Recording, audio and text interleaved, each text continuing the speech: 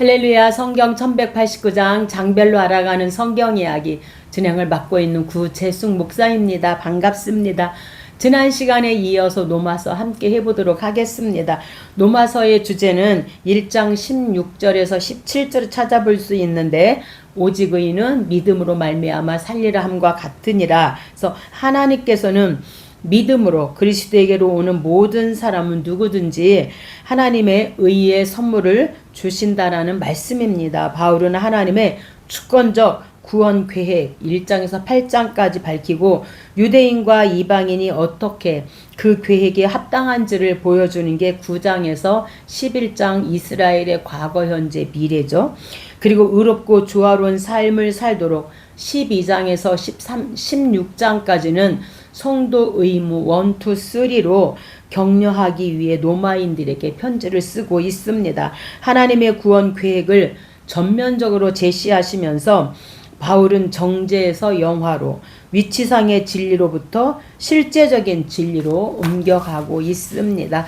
지난 시간에 이어서 12장입니다. 12장부터 12, 13, 14장은 예수 믿고 구원받은 성도들이 해야 할 일에 대해서 말씀합니다. 오늘 12장 성도 의무 1은 하나님 앞에 어떻게 예배해야 되는가, 어떻게 교회 생활해야 되는가, 사회생활을 어떻게 해야 되는가에 대해서 말씀합니다. 12장부터는 구원을 얻은 자가 어떤 자세로 살아가야 하는가라는 질문에 대한 해답편이라고 할 수 있습니다. 바울은 그것이 고 성도의 영적 예배라고 서두에 결론 짓고 있습니다. 여기서 말하는 예배란 교회에서 드리는 것만이 아닌 우리 영혼과 전 인격을 포함한 예배 곧 삶의 제사를 뜻하고 있습니다. 1절입니다. 성경 가지고 계신 분은 저와 함께 성경을 찾아가면서 함께 은혜 나누면 좋겠습니다. 그러므로 너희 몸을 하나님이 기뻐하시는 거룩한 산 제물로 드리라. 이는 너희가 드릴 영적 예배니라. 구원받은 사람이 하나님 앞에 어떻게 예배 드려야 되는가? 영적 예배를 드려라. 산 제물로 이렇게 말씀합니다. 4절부터 10절까지에 대해서는 교회 생활을 어떻게 해야 되는가? 4절입니다. 모든 지체가 같은 기능을 가진 것이 아니니 우리 많은 사람이 그리스도 안에서 한 몸이 되어 서로 지체가 되었느니라. 우리에게 주신 은혜대로 받은 은사가 각각 다르니 혹 예언이면 믿음의 분수대로, 혹 섬기는 일이면 가르치는 자면, 위로하는 자면, 구제하는 자는, 다스리는 자는, 긍휼을 베푸는 자는 즐거움으로 할 것이니라서 고린도전서 12장도 은사장인데, 이렇게 이 은사가 다 같진 않다. 그래서 이제 서로가 한 몸이다. 그리스도 안에서. 그래서 섬기는 일, 가르치는 일, 위로하는 일, 구제하는 일, 다스리는 일, 긍휼을 베푸는 일, 모든 각자에게 주어진 그 사명을 즐거움으로 해라. 10절입니다. 형제를 사랑하여 서로 우애하고 존경하기를 서로 먼저 하면서 교회의 지체로서 해야 할 일에 대해서 말씀합니다. 14절부터는 사회에 대해서입니다. 그래서 구원받는 성도들이 어떻게 해야 되는가? 14절 너희를 박해하는 자를 축복하라. 저주하지 말라. 즐거워하는 자들과 함께 즐거워하고 우는 자들과 함께 울라. 원수가 줄이거든 목마르거든 내가 숯불을 그 머리에 쌓아 놓으리라. 그래서 이 숯불을 머리에 쌓아 놓는다는 것은 피해자가 그의 원수를 사랑함으로써 그로 하여금 마음의 고통을 느껴 회개하도록 하는 것을 뜻하고 있습니다. 원수를 미워하면 그는 자기의 잘못을 인정하지 아니하나 반대로 원수를 사랑하면 그는 마음의 고통을 느끼면서 자기의 잘못을 뉘우칠 수 있다. 그래서 그 숯불을 머리에 쌓아두고 원수 갚는 것은 하나님께 있다. 이렇게 하나님께서 말씀하고 우리를 박해하는 자를 오히려 저주하는 자를 축복하라고 말씀하고 있습니다. 오늘 이 12장을 통하여서 구원받은 성도는 삶으로 하나님께 예배 드려야 함을 말씀합니다. 하나님의 은혜를 받은 사람은 교회 안에서뿐만 아니라 삶 전체를 하나님께 드리고 사랑과 겸손으로 살아야 할 것을 말씀합니다. 예수님의 말씀을 붙들고 날마다 산제사의 삶을 살 때 하나님께서 영광을 받으시고 교회에 또는 우리 개인이 은혜가 될 줄로 믿습니다. 13장입니다. 13장은 구원받은 성도들의 의무 두 번째인데 국가와 이웃 그리고 종말에 대해서 말씀해 줍니다. 성경의 일관된 가르침은 하나님이 모든 권력의 원천이라는 것입니다. 그러므로 권력자는 최고 권력자인 하나님을 의식하면서 공의로 다스려야 한다 말씀합니다. 성도는 시민의 한 사람으로서 통치자에게 복종하여야 함을 또 우리에게 말씀합니다. 이처럼 성도는 시민 생활의 원리에 충실하면서도 범사를 사랑으로 행하고 경성하는 자세로 종말을 대비해야 함을 13장을 통하여 말씀해 주고 있습니다. 1절입니다. 각 사람은 위에 있는 권세들에게 복종하라. 모든 권세는 다 하나님께서 정하신 바라. 그래서 위에 있는 권세들은, 이 권세라는 말은 바울 서신과 신약 다른 곳에서 초인간적인 그런 존재를 가리킬 때도 사용되었다고 합니다. 때문에 그것을 인간 정권자 배후에 도사리고 있는 불가시적 천사의 능력을 해석하기도 합니다. 그러나 그것은 정부의 권세 곧 국가 안에서 통치하는 권리와 능력을 부여받은 사람들을 가리키고 있습니다. 8절입니다. 남을 사랑하는 자는 율법을 다 이루었느니라. 내 이웃을 내 자신과 같이 사랑하라. 사랑은 율법의 완성이니라. 그래서 이웃을 이제 사랑하는 거에 대해서 말씀하고 있습니다. 오늘 저와 여러분 말과 행동 그리고 우리의 가족과 우리의 교회 이웃에게 하나님의 사랑을 나타내고 있는지 한번 자신에게 물어보았으면 좋겠습니다. 사랑은 모든 율법의 핵심이며 사랑으로 사는 삶이 하나님 앞에 순종하는 삶이다라는 것을 오늘 8절로 10절을 통하여 우리에게 말씀해 주고 있는데, 참 이렇게 하나님의 사랑을 가족에게 또 교회 안에서 이렇게 이웃에게 나타낸다는 것이 참 쉽지만은 않지만 하나님이 그걸 원하시고 기뻐하시는 삶이기 때문에 우리가 그렇게 열심히 하나님 이렇게 이웃을 사랑할 수 있고 가족을 사랑하고 교회를 사랑할 수 있는 마음을 주시옵소서 이렇게 기도하면 좋겠습니다. 11절부터는 종말에 관하여입니다. 11절 이 시기를 알거니와 자다가 깰 때가 벌써 되었느니라. 우리가 어둠의 일을 벗고 빛의 갑옷으로 입자. 그래서 이 성 어거스틴이 이 말씀 우리가 어둠의 일을 벗고 빛의 갑옷으로 입자, 이 말씀에 그가 변화되었다고 합니다. 이 13장은 하나님이 세우신 질서를 존중하고 사랑으로 이웃을 섬기고 그 다음에 재림의 주님을 기다릴 때 우리가 영적으로 깨어있을 수 있음을 말씀합니다. 그래서 우리가 믿음으로 그리고 예수 그리스도로 옷 입고 빛의 자녀답게 그렇게 살아냈으면 좋겠습니다. 14장입니다. 14장도 성도 의무 세 번째 3입니다.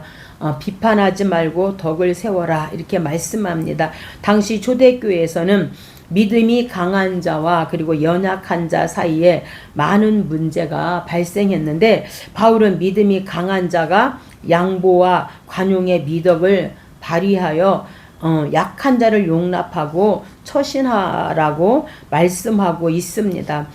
양자는 피차 서로를 인정하면서 덕을 세우는 일에 전력해야 함을 말씀합니다. 그러나 정작 중요한 것은 하나님 나라의 본질을 아는 것입니다.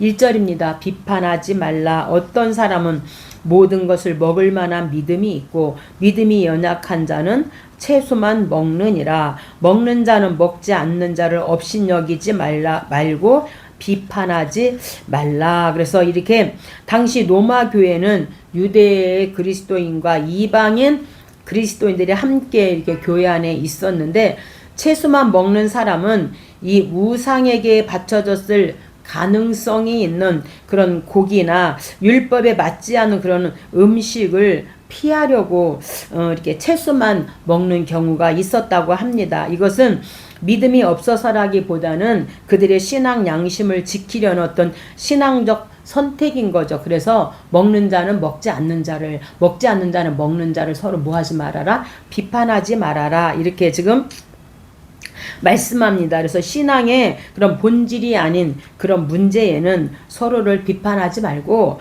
하나님께서 받아주신 형제를 사랑으로 존중하고 배려해야 함을 우리에게 말씀해 주고 있습니다. 5절입니다. 어떤 사람은 이 날을 저날보다 낮게 여기고 어떤 사람은 모든 날을 같게 여기나니 각각 자기 마음으로 확정할지니라. 그래서 이 당시에 유대인들은 토요일에 안식일로 안식일을 지켰고 그리스도인들은 안식 후 첫날 예수님 부활하신 날을 주일날 그렇게 예배를 드린 것이죠. 그래서 당시에 이 두 부류의 성도들이 있었는데 유대인은 안식일과 절기를 중요하게 생각했고 이방의 그리스도인들은 그런 절기를 반드시 지켜야 한다고 생각하지 않았다는 것입니다. 여기서 많은 마찰이 있었던 거죠. 신앙의 본질이 아닌. 그래서 이런 우리가 서로의 그 양자의 그런 차이가 있는데 하나님께 우리가 드리는 이 마음이 중요한 것이지 본질이 아닌 이런 문제로 교회의 그 하나됨을 깨뜨리지 말고 모든 일을 하나님께 하듯 그렇게 믿음으로 나아갈 것을 우리에게 말씀합니다. 10절입니다. 내가 어찌하여 내 형제를 비판하느냐? 우리가 다 하나님의 심판대 앞에 서리라. 19절 서로 덕을 세우는 일에 힘쓰니라. 해서 하나님께서는 비판하지 말고 덕을 세우라고 말씀합니다. 우리가 14장을 통하여서 성도 간의 양심과 신앙의 그 자유에 대해서 성도는 그 신앙의 자유를 사랑으로 그렇게 사용하고 형제를 비판하지 말고 믿음으로 공동체를 세워져 나가야 함을 우리에게 말씀해 주고 있습니다. 15장입니다. 15장은 이방인 사도직입니다. 13절까지는 앞장에 이어지는 비판하지 말고 덕을 세우라는 내용이고 여기서 바울은 다시 한번 성도 간의 화합과 관용을 요구하고 있습니다.